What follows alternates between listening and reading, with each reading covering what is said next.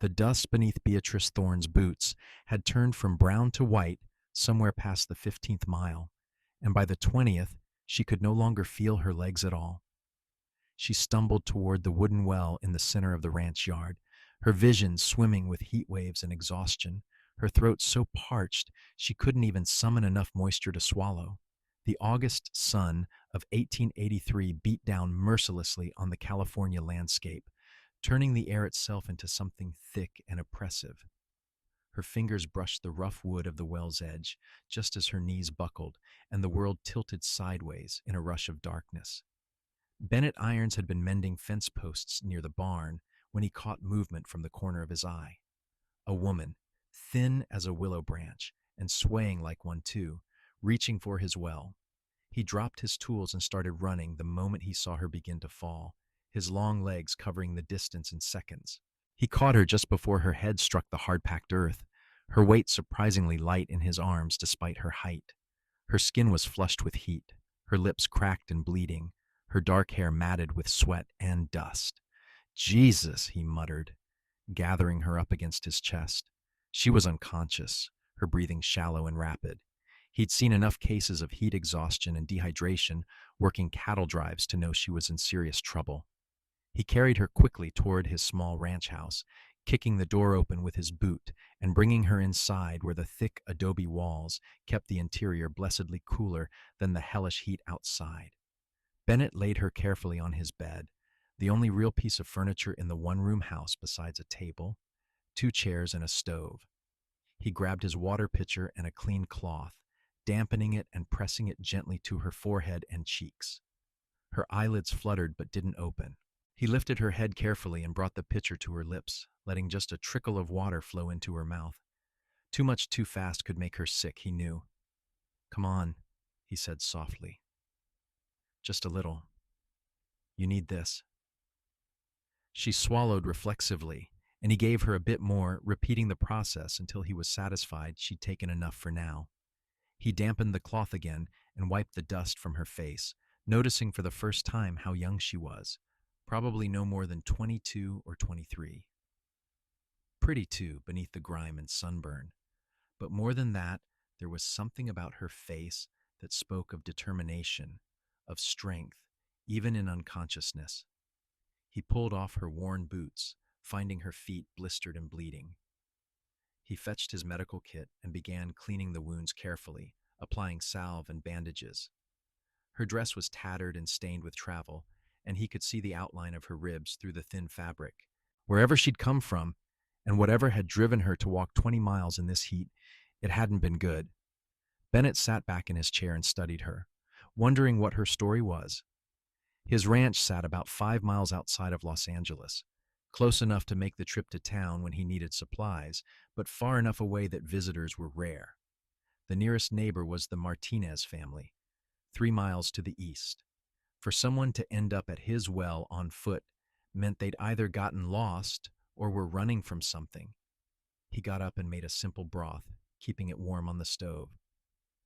She'd need real nourishment when she woke, but her stomach would be too sensitive for anything heavy. While it simmered, he stood at the window and looked out at his modest spread. 160 acres he'd claimed through the Homestead Act 5 years ago, when he was just 20 years old. He'd built everything here with his own hands, and though it wasn't much, it was his. The cattle were few but healthy, the land decent enough for grazing, and he made enough to get by. Behind him, Beatrice stirred, a soft moan escaping her lips. Bennett turned quickly and moved back to her side. Her eyes opened slowly, unfocused at first, then widening with alarm as she realized she was in an unfamiliar place. She tried to sit up, but he gently pressed her shoulder back down. "Easy," he said. "You collapsed at my well. You're safe." She stared at him, her eyes the color of honey in sunlight, fear and confusion warring in their depths. "Where am I?" "My ranch, about 5 miles outside Los Angeles. I'm Bennett Irons. You were in bad shape when I found you. How far did you walk?" 20 miles, she whispered, her voice hoarse and cracking. "Maybe more. I lost count after the mission." "From San Gabriel?" he asked, naming the mission settlement north of Los Angeles. That's closer to 15 miles if you came straight south. I didn't come straight. I had to avoid the roads. She closed her eyes, and he saw her throat work as she tried to swallow. Water? He helped her sit up slowly, supporting her back with his arm, and held the pitcher to her lips. She drank more greedily this time, and he had to pull it away. Not too fast. You'll make yourself sick. I'm sorry, she said, and tears suddenly spilled down her cheeks. I'm sorry for the intrusion. I saw the well, and I just needed water, and I thought I could make it. I thought I was strong enough. You made it 20 miles in August heat, Bennett said firmly. I'd say you're plenty strong. What's your name? Beatrice. Beatrice Thorne. Well, Miss Thorne, you're going to rest here until you're recovered enough to tell me where you were heading and why you were avoiding the roads. And before you worry, I'm not going to hurt you or force myself on you or anything of that nature. You have my word as a gentleman. She studied his face, and he let her look. He knew what she'd see. A man of 25 with sun-weathered skin, dark hair that needed cutting, gray eyes that were direct and honest. He wasn't handsome in any refined way, but he was clean and solid and meant what he said. I believe you, she said finally, and the relief in her voice made his chest tighten. What had she been through to be so grateful for simple decency? Good. Now I've got some broth here. Think you can keep it down? She nodded, and he brought the bowl over, helping her hold it while she sipped. She was shaking with weakness, but she managed to finish half of it before she pushed it gently away. That's all I can manage, but thank you. Thank you so much. Rest now, he said. We can talk more when you're stronger. But she shook her head, gripping his wrist with surprising strength. You should know, in case they come here. My father is looking for me. Gerald Thorne. He owns a big ranch up near San Gabriel, one of the old Spanish land grant properties. He's going to be very angry that I ran away. Bennett felt his jaw tighten. Did he hurt you? Not yet. But he was going to force me to marry a man, a business associate of his, Marcus Weatherby. He's 53 years old and already buried 2 wives. My father owes him money, you see, and I was to be payment for his debts. Her voice was bitter, angry beneath the exhaustion. I told him I wouldn't do it. I begged him, but he locked me in my room and said the wedding would be in 3 days, whether I agreed or not. So you ran. I climbed out the window in the middle of the night. I took what money I had hidden, which wasn't much, and I started walking. I was trying to get to Los Angeles. I thought maybe I could find work there, maybe disappear into the city. She laughed, a broken sound. I didn't realize how far it really was or how hot it would be. I ran out of water this morning. I spent all my money on bread and a canteen at a roadside store yesterday, but it wasn't enough. Bennett felt anger kindling in his gut. He'd heard stories like this before, fathers treating their daughters like property to be bartered and sold. It was legal technically, as long as she was unmarried, but it was wrong in every way that mattered. You're safe here, he said. I won't let anyone force you into anything. You don't know my father.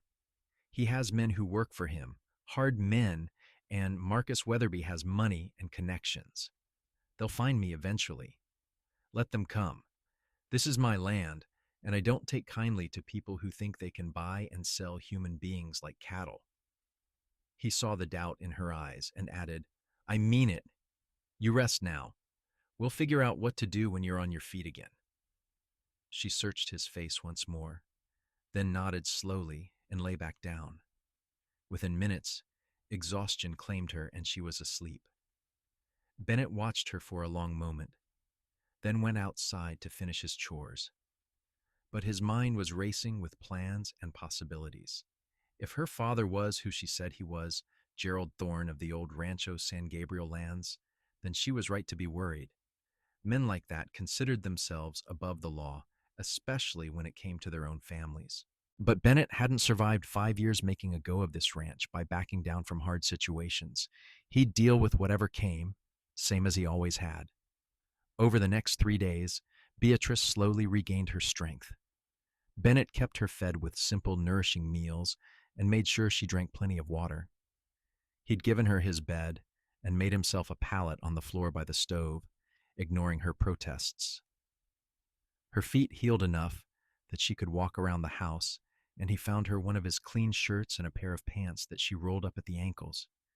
She was tall for a woman, probably 5 feet 7 inches, but still swam in his clothes. He learned more about her in those quiet days. She was 22, born and raised on her father's ranch. Her mother had died when she was 15, leaving her alone with a father who had grown increasingly bitter and obsessed with money and status. She'd been educated by a tutor, was well read and intelligent, and had dreamed of perhaps becoming a teacher someday. But her father had forbidden it, saying no daughter of his would work for wages like a common laborer. He wanted me ornamental, she said one evening as they sat at his table eating dinner. Something to show off to his associates, to marry off for advantage. He never cared what I wanted or who I was. Seems to me you're plenty more than ornamental, Bennett said. You made it 20 miles in killing heat. Most people would have died. I almost did, if you hadn't found me. She trailed off, shaking her head. Why did you help me? You don't know me. I could be anyone. You were someone who needed help. That's all I needed to know. She looked at him across the table, and something shifted in her expression, something soft and wondering. You're not like anyone I've ever met. I'm just a rancher trying to make a living off stubborn land and even more stubborn cattle. No, she said. You're more than that. You're kind, truly kind, not just polite. There's a difference. Bennett felt heat rise in his cheeks and covered it by standing to clear the dishes.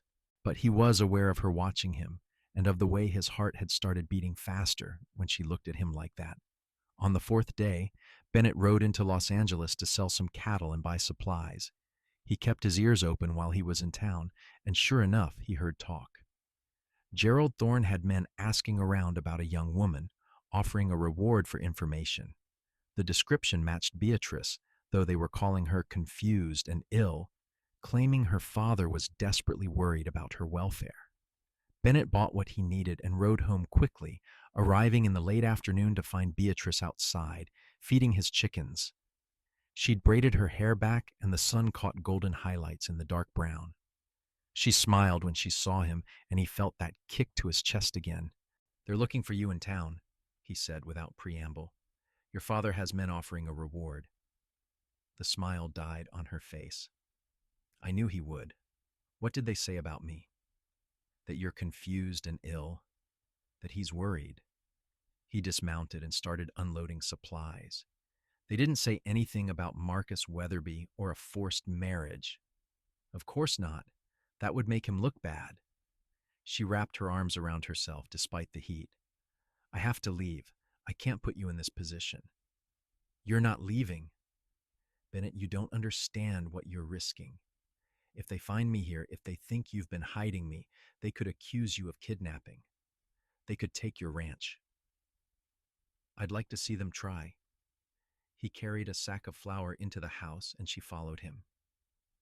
Why are you doing this? She asked, and there was anguish in her voice. Why are you willing to risk everything for someone you barely know? He set the flour down and turned to face her. The words came out before he could think better of them, because when I look at you, I see someone worth fighting for, because the thought of them dragging you back to be sold to some old man like you're a piece of property makes me so angry I can barely see straight. And because maybe, just maybe, I'm hoping you'll want to stay even after your father stops looking. Beatrice stared at him, her eyes wide. Stay? I know it's fast. I know we've only known each other a few days. But I've felt more alive these past 4 days than I have in years. You're smart, and you're brave, and you make me laugh. When you're around, this place feels less lonely. He took a step toward her. I'm not asking for any promises, but I'd like the chance to see if this could be something, if you want that too. I'm running from a forced marriage, she said softly. I won't trade one trap for another. I'm not trying to trap you. You'd be free to leave anytime you wanted.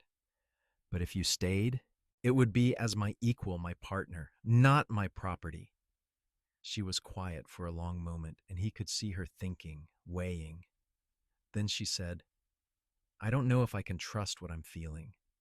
Maybe I'm just grateful. Maybe I'm just scared and your safety. Maybe, he agreed. Or maybe it's real. Only way to know is to give it time. Time is something we might not have if my father finds me. Then we'll face that when it comes. Together. He held out his hand. What do you say, Beatrice? Will you stay at least for a while?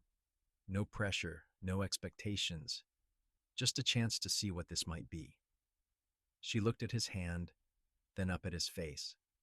Slowly, she reached out and placed her palm against his. Her hand was smaller than his, but her grip was firm. All right, she said, I'll stay. For a while. The smile that broke across his face felt like sunshine. Good. That's real good. Over the following weeks, they fell into a rhythm together. Beatrice proved to be a quick learner and a hard worker. She helped with the chickens in the garden, learned to milk the cow he kept for his own use, and even started riding out with him to check on the cattle.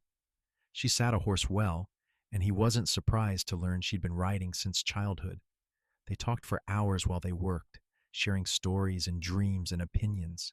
He learned that she loved reading more than almost anything, that she had a quick wit and a talent for seeing right through pretension, that she sang while she worked in the garden, soft melodies in Spanish that she'd learned from the ranch hands when she was young. She learned that he'd grown up the son of a blacksmith in Pennsylvania, that he'd come west at 18 with nothing but ambition and a stubborn refusal to live someone else's dream, that he'd taught himself ranching through trial and error and a lot of mistakes, that he could gentle the most stubborn horse with patience and soft words. And slowly, carefully, they learned each other. It was in the little things that Bennett found himself falling in love. The way Beatrice laughed, full and unrestrained, when one of the chickens chased the cat away from its food. The way she insisted on mending his shirts even though her stitching was admittedly terrible, and how she glared at him when he tried not to laugh. The way she looked at sunset, standing at the fence and watching the sky turn colors, peace settling over her features.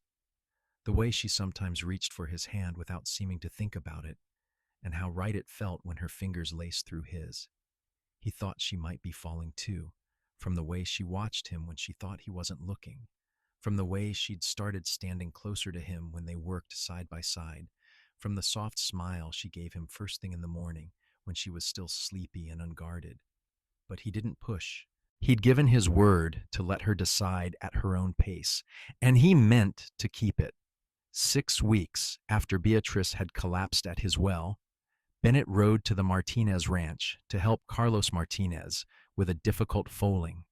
He was gone most of the day, and when he rode back in the late afternoon, he knew immediately that something was wrong.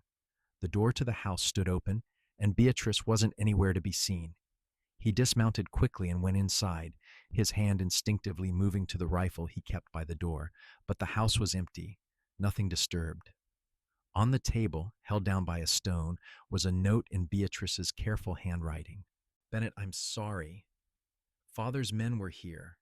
They know I've been staying with you. They said if I don't come back willingly, they'll accuse you of kidnapping, and worse, they'll destroy everything you've built. I can't let that happen. Don't try to find me. This is my choice. Thank you for giving me something beautiful to remember. Beatrice. Bennett crushed the note in his fist, rage and fear coursing through him.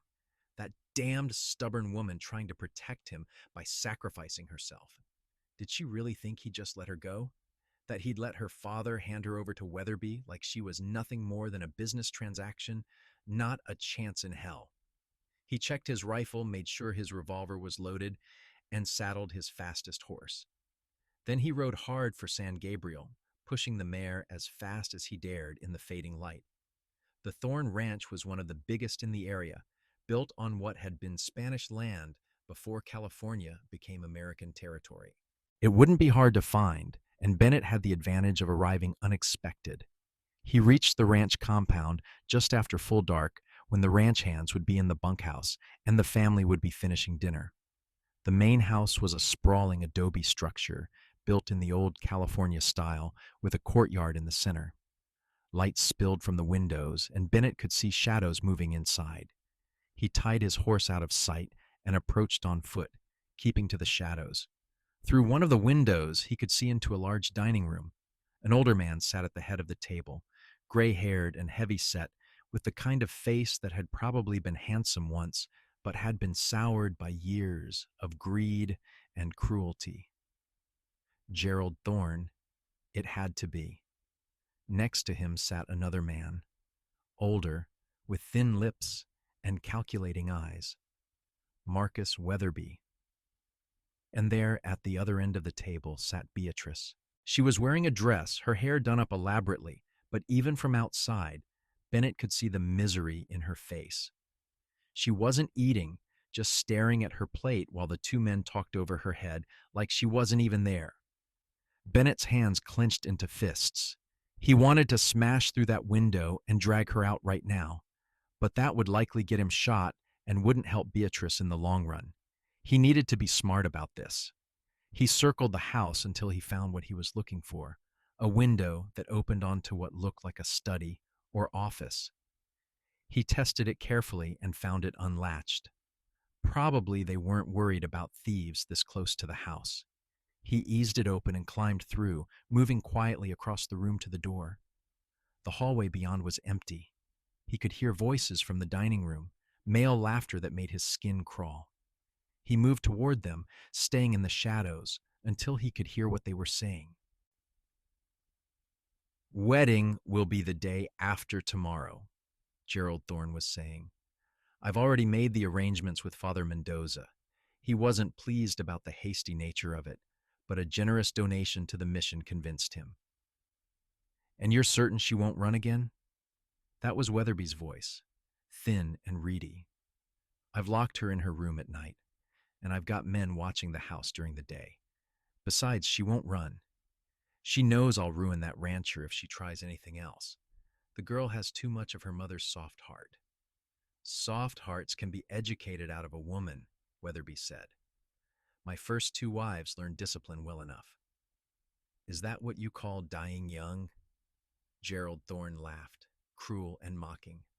"Well, Beatrice is strong. She'll probably last you longer than the others." Bennett had heard enough. He stepped out of the shadows and into the dining room doorway, his rifle held loosely but ready. "She's not marrying anyone except maybe me if she'll have me." The three people at the table spun toward him. Beatrice's face went white with shock, then flushed with anger. "Bennett, no, you have to leave." "Not without you." He kept his eyes on the two men, who had both risen to their feet. Gerald Thorne's face was purple with rage. "How dare you enter my home? You have no right. Guards." "I wouldn't do that," Bennett said calmly, though his heart was pounding. "I came in unnoticed, which means your guards aren't nearly as attentive as you think. And before you start making threats about having me arrested, you should know that I stopped in Los Angeles on my way here and had a long conversation with the new federal marshal, told him all about how you were planning to force your daughter into marriage against her will. Turns out he takes a dim view of that sort of thing, California statehood and all. Women have more legal protection than they used to." It was a bluff mostly. He'd done no such thing. But Gerald Thorne didn't know that, and Bennett could see uncertainty flickering in his eyes. "Beatrice is my daughter. I have every right to arrange her marriage. She's 22 years old and fully capable of making her own decisions. And she's already made it clear she doesn't want to marry this man." Bennett finally allowed himself to look at Beatrice, who was standing now, her hands gripping the edge of the table.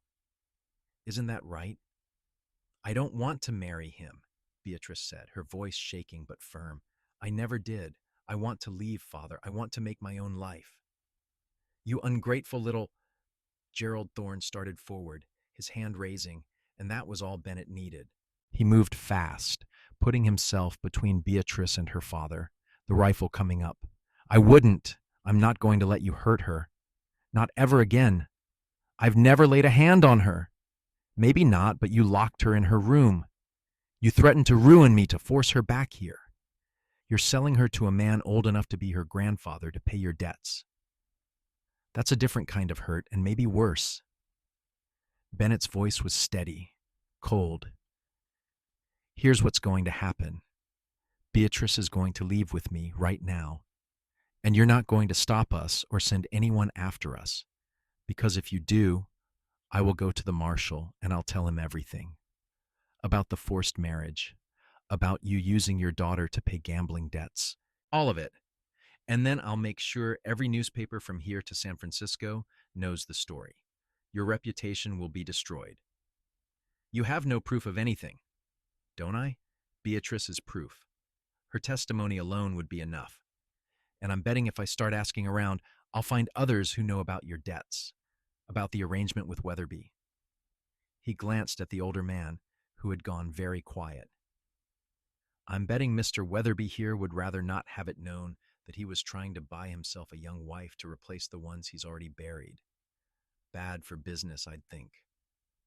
Marcus Weatherby's face had gone pale.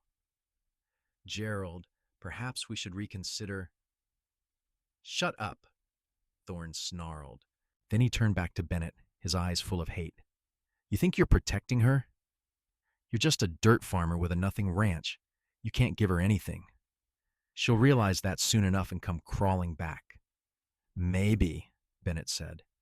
But that'll be her choice to make, not yours. He held out his hand toward Beatrice without taking his eyes off the two men. Come on, let's go home.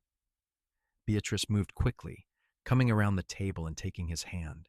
Her fingers were ice cold and trembling, but her grip was strong. What about my things? We'll buy you new things. I don't want you spending another second in this house. They backed toward the door, Bennett keeping the rifle trained on the two men until they were out in the hallway. Then they turned and ran for the window he'd come in through. Behind them, he could hear Gerald Thorne shouting for his men, but Bennett and Beatrice were already outside and running for the horse. He threw her up into the saddle and swung up behind her, kicking the mare into a gallop before anyone could stop them.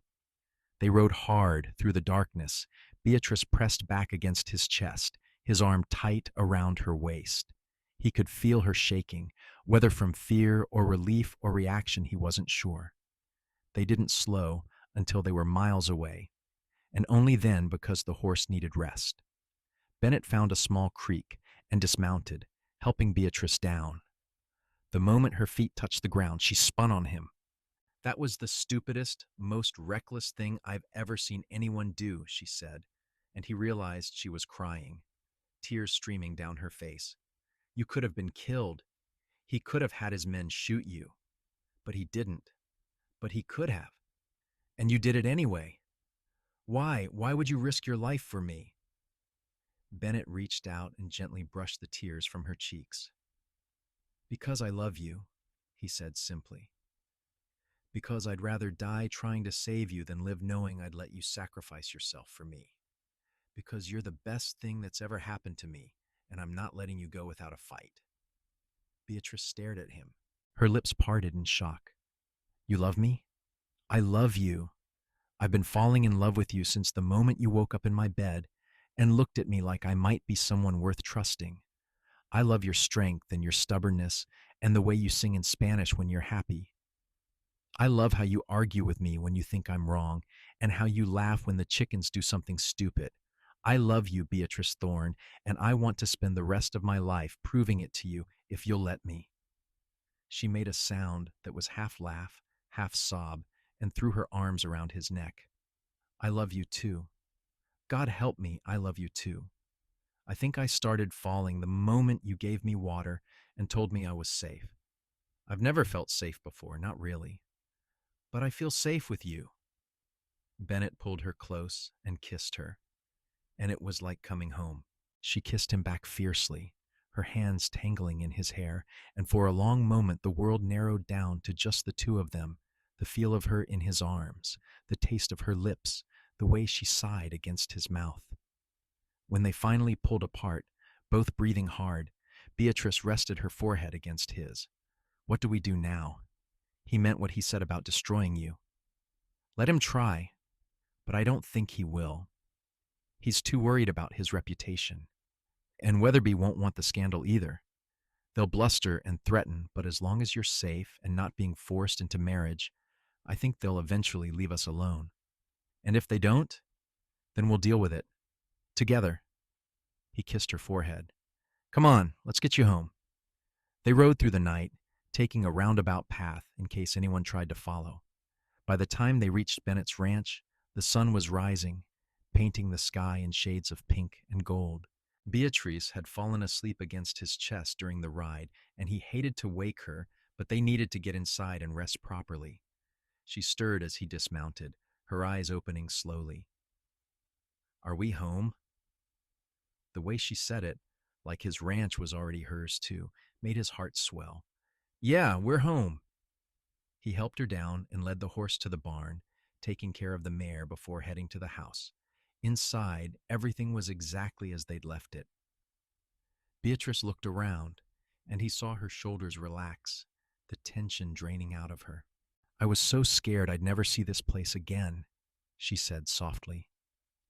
Isn't that strange? I was only here for 6 weeks, but it feels more like home than the ranch I grew up on ever did. It is your home, for as long as you want it to be. She turned to him, and there was something determined in her expression. I want it to be forever. I want to wake up here every morning and go to sleep here every night. I want to help you build this place into something amazing. I want to have a life here with you. Beatrice. Wait, let me finish. She took a deep breath. I know we haven't known each other long. I know there's still so much we don't know about each other. But I also know that what I feel for you is real. It's not just gratitude or fear or running from my father. It's love, Bennett. Real, true love. And I want to marry you, if you'll have me. Bennett felt like his heart might burst right out of his chest. Are you proposing to me? I suppose I am. Is that allowed? He laughed and swept her up in his arms, spinning her around. It's more than allowed. And yes, I'll marry you. Yes, 1,000 times, yes. She kissed him again, laughing against his mouth, and he thought that he'd never been happier in his entire life. They were married 2 weeks later in Los Angeles, by the same federal marshal that Bennett had lied about talking to before. Bennett had gone to him after they got back and told him the whole story, wanting to make sure they had legal protection in case Gerald Thorne tried anything. The marshal, a gruff man named William Carson, had been outraged by the story and had agreed to both marry them and file official paperwork protecting Beatrice from any forced return to her father. Any man who'd sell his daughter like cattle deserves to rot in hell, Carson had said bluntly. You did the right thing getting her out of there. They kept the ceremony small, just the two of them and Carlos Martinez and his wife Rosa as witnesses. Beatrice wore a simple blue dress that Rosa had helped her make, and Bennett wore his best shirt and pants. They said their vows in the morning sunlight, and when the marshal pronounced them husband and wife, Bennett kissed his bride like she was the most precious thing in the world. Because she was. The Martinezes hosted a small celebration lunch for them, and Rosa gave Beatrice a beautiful embroidered shawl as a wedding gift. For family, she said, hugging Beatrice tight. You are family now, yes? Yes, Beatrice said, her eyes shining. Thank you.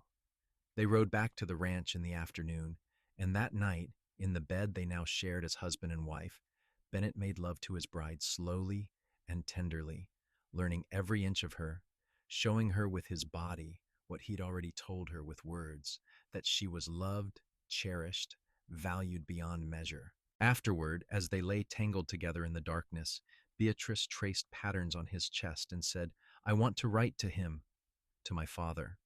Why? To tell him I'm happy, that I'm safe and married and exactly where I want to be. Maybe he won't care, but I need to say it anyway. I need him to know that he didn't break me. Then write to him. Tell him whatever you need to say. She did the next morning, composing a careful letter that laid out her feelings plainly. She told him about the wedding, about her new life, about how she'd found happiness and purpose. She told him that she forgave him for what he'd tried to do, but that she wouldn't forget it, and she wouldn't be coming back. She ended by saying that she hoped he'd find peace someday, but that her peace no longer depended on his approval. Bennett rode into town to post the letter, and when he came back, he found Beatrice in the garden, humming while she weeded. He watched her for a moment, thinking about how perfectly she fit into his life, into this place they were building together. She looked up and saw him, and her face lit up with that smile that never failed to make his pulse race. "Hello, husband. Hello, wife." He dismounted and joined her, kneeling in the dirt beside her. "What are you planting?" "Tomatoes, I think. And maybe some beans over there. Rosa told me what grows well in this soil." She sat back on her heels. "I want to make this garden beautiful, Bennett. I want to grow food for us and maybe have some left over to sell in town. I want to contribute." "You already contribute. You work harder than anyone I know." "I want to do more. I've been thinking about it a lot. What if we expanded the ranch? Not just cattle, but maybe some horses too. You're good with them. And I could start breeding chickens, the good laying hens. We could build something really special here." Bennett looked at her, this woman who'd stumbled into his life half dead from heat and exhaustion, and saw the future she was describing. A bigger ranch, thriving and prosperous, children running through the yard, growing old together under the California sun. "I like that vision," he said. "Let's make it happen." And they did. Over the next year, they worked harder than Bennett had ever worked in his life.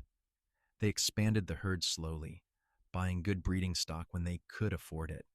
Bennett started taking on some horse training work for other ranchers, discovering that he had a real talent for it. Beatrice's garden flourished, and she started selling her produce in Los Angeles, building a reputation for quality.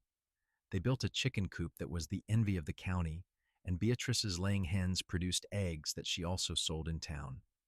She started keeping careful accounts, tracking every penny that came in and went out, finding ways to stretch their money further. They added a room onto the house, and then another, planning for the family they both wanted. At night, they'd lie in bed and talk about the future, about the children they'd have and the life they'd build. Bennett would run his hand over Beatrice's flat stomach and imagine it swelling with life, and the thought filled him with a joy so intense it was almost painful. They heard nothing from Gerald Thorne. Bennett made inquiries through the marshal and learned that Thorne had paid off his debts to Weatherby some other way, probably by selling land. Marcus Weatherby had married again, a widow closer to his own age this time. It seemed they'd both decided that pursuing Beatrice wasn't worth the potential scandal. Beatrice seemed relieved, but Bennett sometimes caught her looking north with a sad expression, and he knew she was thinking about the father who'd chosen money and pride over his own daughter. He'd hold her when those moods struck, and eventually she'd sigh and lean into him and say, "I have you. I have this life. That's more than enough." And it was. In the spring of 1885, 2 years after Beatrice had collapsed at Bennett's well, she told him she was pregnant. They were in the garden when she said it, both of them kneeling in the dirt, planting the year's vegetables. She just stopped working, sat back, and said, "I'm going to have a baby." Bennett froze, his hands full of soil. "What? A baby? I'm pregnant. I've known for a few weeks, but I wanted to be sure before I told you." Her face was glowing, radiant with happiness. "We're going to be parents, Bennett." He dropped the soil and pulled her into his arms, holding her so tight she laughed and protested. "Careful, you'll squash the baby." "Sorry, sorry." He loosened his grip but didn't let go, burying his face in her hair. "A baby. We're having a baby. Are you happy?"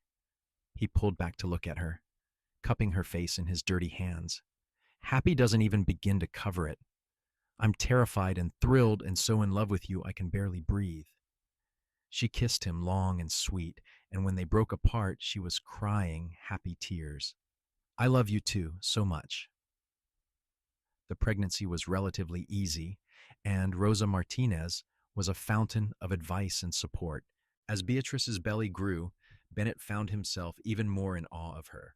She continued working, though he tried to get her to rest more, insisting on doing her share, even as she got bigger and more uncomfortable.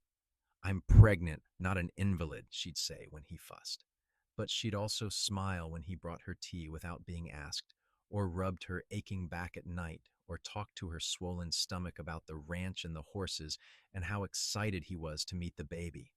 In December of 1885, on a clear, cool night with stars scattered across the sky like diamonds, Beatrice went into labor. Rosa came to help, sending Carlos to fetch the doctor from Los Angeles just in case. Bennett stayed by Beatrice's side the whole time, holding her hand while she labored, whispering encouragement and love.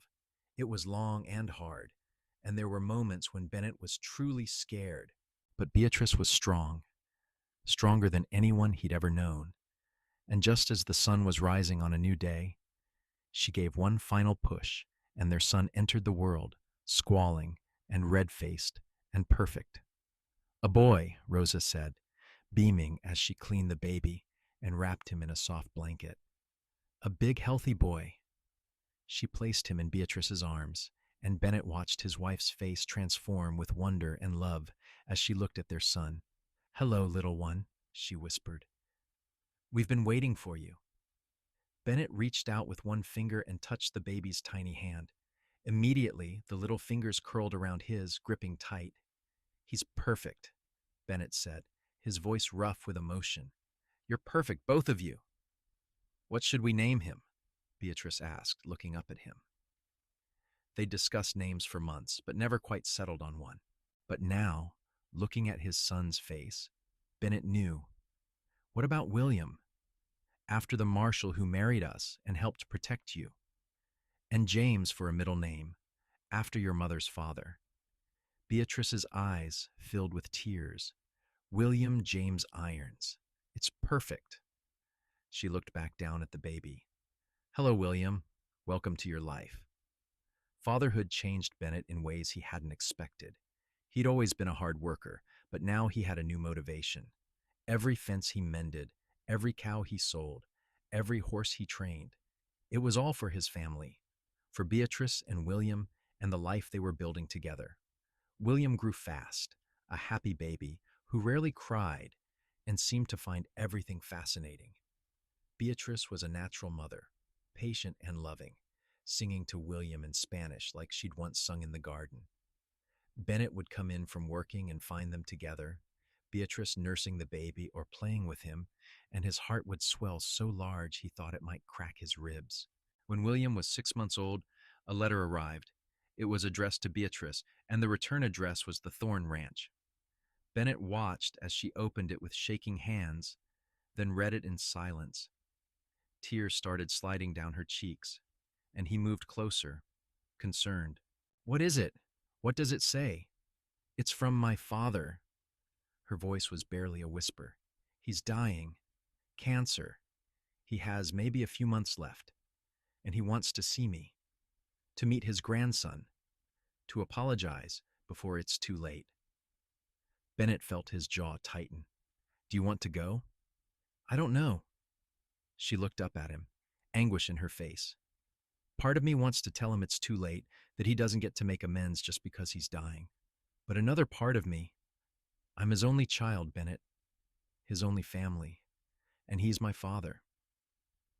Despite everything, he's still my father." "Then we'll go," Bennett said, "hun, together, all three of us. And if he tries anything, if he hurts you in any way, we'll leave immediately." She nodded slowly. "Together?" "Yes. Thank you for understanding." They made the journey to the Thorne Ranch a week later, taking the wagon so Beatrice and William would be comfortable. It was strange pulling up to the big house that Beatrice had run from 3 years ago. Everything looked the same, but also different somehow. Smaller maybe, or less imposing. A housekeeper met them at the door, an older Mexican woman who burst into tears when she saw Beatrice. "Señorita Beatrice, you are home! Hello, Maria, I've missed you." Beatrice embraced the woman, then introduced Bennett and William.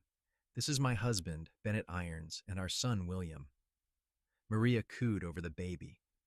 Then her face grew serious. Your father, he is very sick. The doctor says it will not be long now. He is in his bedroom. He has been asking for you every day. Beatrice took a deep breath and nodded. Will you show us up? They followed Maria through the house, Bennett carrying William. The bedroom was large but dark, the curtains drawn. In the big bed lay Gerald Thorne, and Bennett was shocked by the change in him. The man he'd confronted 2.5 years ago had been strong and intimidating. This man was wasted and gray, his skin hanging loose on his bones. Thorne's eyes opened as they entered, and he struggled to sit up. Beatrice, you came. I came. Beatrice moved closer to the bed, and Bennett followed. This is my husband, Bennett Irons, and our son, William James. Thorne looked at them, and something like regret flickered in his eyes. He's beautiful, looks like you did when you were a baby. His gaze moved to Bennett. I owe you an apology, Mr. Irons. I was wrong. About everything. You owe me nothing, Bennett said quietly. But you owe Beatrice a great deal. I know. Thorne turned back to his daughter. I've had a lot of time to think, lying here dying, about the choices I made, about how I treated you, especially after your mother died. I was so angry at the world, at God for taking her from me, and I took that anger out on you. I tried to control you because I couldn't control anything else, and in doing so, I lost you anyway. Beatrice said nothing, just listened. Bennett could see her trembling and moved closer, offering silent support. I was wrong to try to force you to marry Weatherby, Thorne continued. I was wrong to treat you like property instead of like the intelligent, capable woman you are. I was wrong to put my pride and my debts above your happiness and welfare, and I'm sorrier than I know how to say. Why now? Beatrice asked, her voice cracking. Why wait until you're dying to tell me this? Because I'm a proud, stupid old man who couldn't admit he was wrong until he didn't have any other choice. Thorne's eyes were wet. I don't expect you to forgive me. I don't deserve it, but I wanted you to know that I see now what I did. I see what I threw away. And if I could go back and do it differently, I would. Beatrice was crying openly now. Bennett wanted to pull her away, to protect her from this pain. But he also understood that she needed this, needed to hear these words from her father, even if they came too late to fix what had been broken. I forgave you a long time ago, Beatrice said finally. I had to, for my own peace. But that doesn't mean I can forget what you did or the fear I felt. You were supposed to protect me, Father. You were supposed to love me. And instead, you tried to sell me. I know, and I'll regret it until my last breath. Thorne looked at William in Bennett's arms. May I hold him, just once? Beatrice looked at Bennett, questioning. He nodded slowly. If this brought her any closure, any peace, then it was worth the discomfort. Beatrice took William from him and carefully placed the baby in her father's arms. Thorne looked down at his grandson, and tears rolled down his cheeks. Hello, William. I'm your grandfather, and I'm a foolish old man, but you have good parents. A father who loves your mother enough to risk everything for her. A mother who's brave and strong and everything I should have encouraged her to be. You listen to them, you hear? And you grow up to be a good man, better than I was. William, oblivious to the heavy emotions in the room, grabbed his grandfather's finger and made a cooing sound. Thorne laughed, a broken, painful sound. Yes, you're right. Less talking, more living. That's the secret, isn't it? He held the baby for a few more minutes, then carefully handed him back to Beatrice. Thank you. For coming. For letting me meet him. It's more than I deserved. You're my father, Beatrice said. Despite everything, you're still my father. They stayed another hour, talking about lighter things. Thorne wanted to hear about the ranch, about Beatrice's life, about everything he'd missed. Bennett could see him growing weaker as they talked. his words coming slower. Finally, Beatrice kissed her father's forehead and said goodbye. "I'll come back," she said. Before, before the end, I'll come back. Thank you, daughter. And Beatrice, I am proud of you. I should have said it years ago, but I'm saying it now.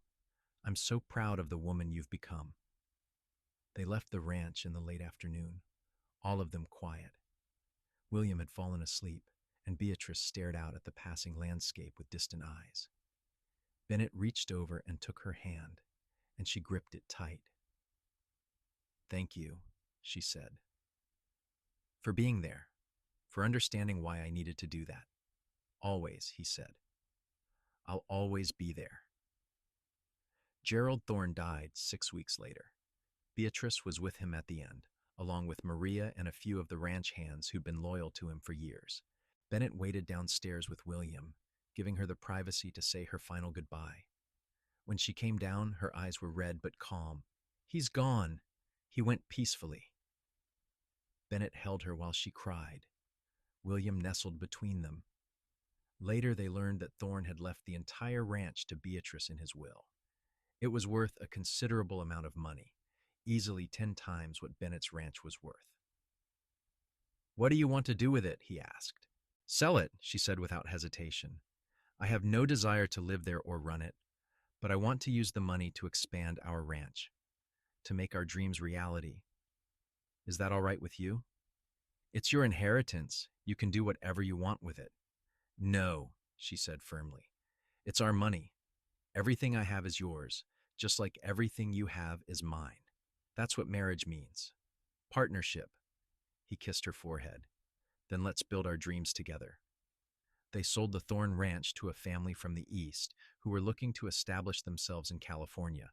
The money was more than Bennett had ever imagined having, and it opened up possibilities they'd only dreamed of before. They bought more land, expanding their ranch to nearly 500 acres. They built a larger house, a proper ranch house with multiple bedrooms and a big kitchen and a porch that wrapped all the way around. They hired help, including several of the hands from the Thorne Ranch who wanted to continue working for Beatrice. The horse training business expanded until Bennett had a reputation that spread across California.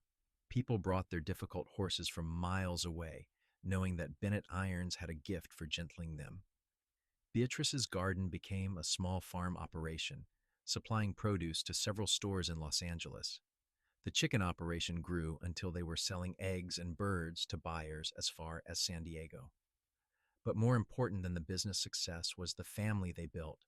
When William was 3, Beatrice gave birth to a daughter they named Rose Maria, after Beatrice's mother and Maria the housekeeper. 2 years after that came another son, Samuel Carlos, named for the Marshall and Carlos Martinez. The house was full of noise and laughter and life. Children running through the halls, chickens in the yard, horses in the corrals, and always, at the center of it all, Bennett and Beatrice. Partners in every sense of the word, building something beautiful out of what had started as a desperate girl, collapsing at a well and a cowboy who'd refused to let her fight alone. They had hard times too, of course. Droughts that tested the ranch's resources, a bout of influenza that swept through California in 1890 and left them all weak for months. The normal struggles of raising children and running a business and trying to be good to each other, even when they were tired and stressed. But they faced it all together, and that made all the difference. On their 10th wedding anniversary, Bennett took Beatrice back to the spot where she'd collapsed at the well. They'd modernized it since, built a proper pump house, but the old wooden frame was still there. They stood together in the evening light, watching the sun set over their land. "Do you ever regret it?" Bennett asked. "Everything that happened? The way it happened?" "Not even for a moment," Beatrice said. She leaned back against him, and he wrapped his arms around her waist. "I think about that day sometimes, how I thought I was going to die, how scared I was, and then you were there and everything changed. You changed my life too. This place was just a ranch before you came. Nice enough, but empty. You made it a home." "We made it a home," she corrected. Together, from the house behind them, they could hear the children playing. Rose's high-pitched giggle mixing with William's deeper laugh and Samuel's baby babble. It was the sound of family, of love, of a life well lived. "I love you," Bennett said, turning her in his arms so he could see her face. She was 32 now, and somehow even more beautiful than the day he'd found her. There were lines at the corners of her eyes from smiling, and her hands were calloused from work, and she was absolutely perfect. "I love you too," she said. "Today, tomorrow, and every day after that. Forever." He kissed her as the sun sank below the horizon, painting the sky in shades of orange and pink and gold. And in that moment, with his wife in his arms and his children's laughter in the air and the ranch they'd built together spreading out around them, Bennett thought that he was the luckiest man who'd ever lived. Years continued to pass, each one adding new layers to their story. William grew into a strong, capable young man who shared his father's talent with horses. At 18, he started courting the daughter of a rancher from Pasadena, a sweet-natured girl named Elizabeth, who fit into their family like she'd always been there. They married when William was 21 and built a house on the far edge of the ranch property, staying close to family while starting their own life. Rose was quieter than her brothers, thoughtful and artistic. She loved to draw and paint, and Beatrice encouraged her talent, buying her paper and pencils and watercolors whenever they went to town. She also had her mother's head for business and started keeping the ranch accounts when she was just 16, finding ways to save money and increase profits that even Bennett hadn't thought of. Samuel was the wild one, always getting into mischief, always pushing boundaries. But he had a good heart and he loved the ranch with a fierce passion that reminded Bennett of himself at that age. He wanted to expand into cattle ranching in the north, to try new things, to take risks. Bennett could see that Samuel would probably end up with his own ranch someday, following his own dreams, and he supported that even when it scared him. On their 20th anniversary, the entire family gathered for a celebration. William and Elizabeth were there with their 2 children, Bennett and Beatrice's first grandchildren. Carlos and Rosa Martinez came, older now but still vibrant and full of life. Several of the ranch hands who'd been with them for years joined in the festivities. It was loud and chaotic and absolutely perfect. That night, after everyone had gone home or to bed, Bennett and Beatrice sat on their porch swing, watching the stars. They did this often, these quiet moments together at the end of busy days, and Bennett treasured them. 20 years, Beatrice said softly. It doesn't seem possible. Best 20 years of my life. Mine too. She rested her head on his shoulder. Do you remember what you said to me that day you came to rescue me from my father? When I asked why you were doing it, I said I loved you, that you were worth fighting for. You said you'd rather die trying to save me than live knowing you'd let me sacrifice myself for you. I think about that sometimes, about the choice you made, the risk you took. No one had ever done anything like that for me before. Bennett turned to kiss her temple. I'd do it again in a heartbeat, 1,000 times over. I know. That's what makes you you. She was quiet for a moment, then added, I never told you this, but sometimes I dream about that day at the well. In the dream, you're not there. I collapse and no one finds me. I die there in the dust. And then I wake up and you're beside me. And I realize all over again how lucky I am, how different my life could have been. Hey, he said gently, tilting her face up to look at him. No more dreams like that. You're here. I'm here. We're together, and we always will be. Promise? Promise. You're stuck with me, Beatrice Irons. For better or worse, until death do us part, and probably even after that. She laughed, and it was the same laugh that had captivated him 20 years ago, full and unrestrained and joyful. Good, because I'm never letting you go. They grew old together on that ranch, watching their children have children of their own, watching the land they'd built together prosper and thrive. Bennett's hair turned white, and his hands grew gnarled with arthritis, but he still worked with horses until the day he physically couldn't anymore. Beatrice's dark hair went silver, and her back bent a bit from years of hard work, but her mind stayed sharp and her smile never faded. They celebrated their 40th anniversary, surrounded by children and grandchildren, and even a couple of great-grandchildren. It was 1925, and the world had changed so much from the dusty California frontier of their youth. Automobiles had replaced horses on the roads. Electricity had come to Los Angeles and was slowly spreading outward. The Wild West they'd known was mostly tame now, settled and civilized. But some things never changed. The love between Bennett and Beatrice, for instance, that remained as strong as ever, tested by time and hardship and proven true through 4 decades of partnership. Bennett died peacefully in his sleep in 1928 at the age of 70. He'd spent the evening on the porch with Beatrice, watching the sunset and talking about their life together. He'd kissed her goodnight, told her he loved her like he did every single night, and gone to sleep. He simply didn't wake up. Beatrice grieved deeply, but she also found comfort in the knowledge that they'd had a long, beautiful life together, that they'd built something lasting, that their love story, which had started with her collapse at a well and him refusing to let her give up, had been everything she'd ever dreamed of and more. She lived another 7 years, long enough to see William take over full operation of the ranch, to watch Rose get married to a professor from Los Angeles, to see Samuel establish his own successful cattle ranch in Northern California. She lived surrounded by family who loved her, in the house she'd built with Bennett, on the land they'd tended together. On a warm spring day in 1935, at the age of 74, Beatrice walked out to the old well where Bennett had first found her. Someone, probably William, had placed a bench there years ago, and she sat down on it, looking out over the ranch. She could almost see Bennett riding in from checking the herd, could almost hear his voice calling her name. "I'm coming, my love," she whispered to the wind. "Wait for me." She closed her eyes in the sunshine, and her heart, which had beat faithfully for 7 decades, simply stopped. They found her there an hour later, a peaceful smile on her face, finally at rest beside the well where her new life had begun 52 years earlier. They buried her next to Bennett on a hill overlooking the ranch, under the shade of an old oak tree. The whole family gathered, along with what seemed like half of Los Angeles County.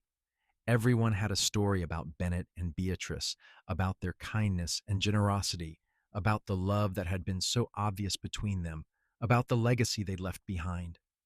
William stood at the graveside with his arm around Elizabeth. Their own children and grandchildren gathered close, and he thought about everything his parents had taught him, about love and partnership, and never giving up on the people you care about building something with your own hands and taking pride in honest work, about family being the most important thing in the world. The ranch continued for generations, passed down through the family, growing and changing with the times, but always keeping its heart. And every new generation heard the story of how it all began, of a desperate woman who collapsed at a well after walking 20 miles, of a cowboy who carried her inside and let her rest, of how they fell in love and built a life together that lasted until death and beyond. It was a story worth telling, worth remembering, a reminder that sometimes the most extraordinary things begin with simple acts of kindness, that love can bloom in the harshest circumstances, that 2 people who refuse to give up on each other can build something beautiful that lasts far beyond their own years. The old well still stood on the ranch, preserved carefully by each generation. It didn't work anymore, hadn't been used as a water source in over a century, but it remained as a monument, a reminder of where it all began. Sometimes, on quiet evenings, people claimed you could hear voices there. A man telling a woman she was safe, a woman laughing, the sound of a love story that had started in dust and desperation and grown into something legendary. And if you stood there very quietly, with the wind blowing just right, you could almost see them. Bennett carrying Beatrice toward the house, her head resting against his chest, his arms strong and sure around her. the first moment of a love story that would echo through generations, inspiring everyone who heard it to believe in the power of kindness, of courage, of two hearts that refused to give up on each other. That was their legacy. Not just the ranch or the family or the material success they'd achieved, but the proof that real love, the kind that changes lives and lasts forever, does exist. That it's worth fighting for, worth risking everything for, worth building a life around. And on warm spring days, when the California sun shines bright and the wind whispers through the grass, it's easy to believe that somewhere, somehow, Bennett and Beatrice are still together, still building their dreams, still writing their love story across the stars,